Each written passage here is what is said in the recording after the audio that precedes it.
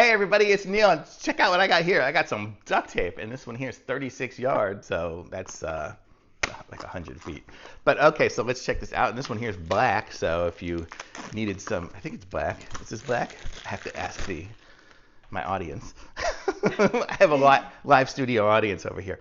But this is some duct tape, and duct tape's the best because it gives you the ability to, you can do that, and you can rip it super easy. So that's what's great about duct tape. This one here is super sticky, and I mean, this is what it looks like here. So duct tape, but it's really good here. You can see if I stick it onto itself, which you never really want to do, it's almost impossible to pull apart, but I was able to.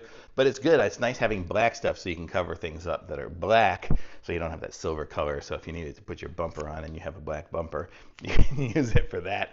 But I'll probably use it and just end up, wrapping some wires with it or something like that, just to keep them nice and neat where I have a big, huge bundle. But it's pretty cool. I like having some duct tape, and it's nice having black. And this one here is kind of shiny too. It's very cool. I like this one. This is a really neat one that I picked up. I figured I'd get a different style of duct tape than the usual regular stuff.